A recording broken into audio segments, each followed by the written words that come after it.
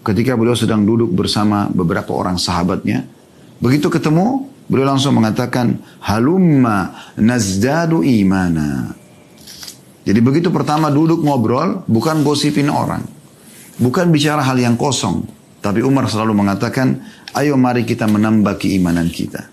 Ayat Al-Quran kah, hadis Nabi SAW kah, kisah orang soleh yang hidupnya husnul khatimah, atau suka beramal sekali selama hidupnya, kisah orang-orang yang jauh dari agama dan bagaimana dia su'ul khatimah pada saat meninggal matinya buruk misalnya. Supaya kita menambah keimanan kita. Ingat teman-teman, satu kali kita berada di majlis orang-orang yang saleh, ya, misalnya sejam, ya, setengah jam, duduk. Bisa saja satu kisah dari mereka, atau sebuah penjelasan ayat Al-Quran, atau hadis Nabi SAW, mengubah hidup kita menjadi orang yang patuh kepada Allah seumur hidup kita.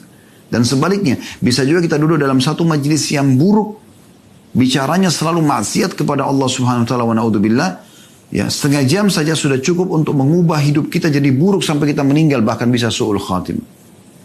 Berapa banyak orang-orang sadar karena duduk di majlis orang-orang saleh, mendengarkan kisah para salafus saleh, mendengarkan kisah para taubatnya orang-orang dulu, kemudian bagaimana mereka semangatnya ibadah, mereka nuntut ilmu, mereka bersedekah, mereka sholat malam, mereka berjihad, dipelajari sehingga membuat kita, oh iya kenapa saya tidak seperti mereka. Sebagaimana sebaliknya kalau anda duduk dengan orang yang bicara tentang masalah perzinahannya, tentang penipuannya segala macam, bisa mempengaruhi hidup anda dan bisa membuat anda terjerumus dalam dosa yang sama. Oleh karena itu harus hati-hati.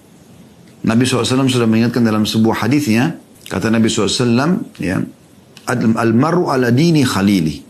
Seseorang itu sesuai dengan agama sahabatnya, lingkungannya. Falyanzur ahadukum ila man yukhalil. Maka seseorang yang terkadang harus jeli melihat siapa yang dia jadikan sebagai sahabat dan lingkungannya. Kapan anda salah duduk dengan orang, bukan orang-orang beriman, maka akan merusak iman anda. Anda duduk dengan orang beriman, maka akan bertambah iman anda. Tinggal anda pilih dan tentukan sendiri.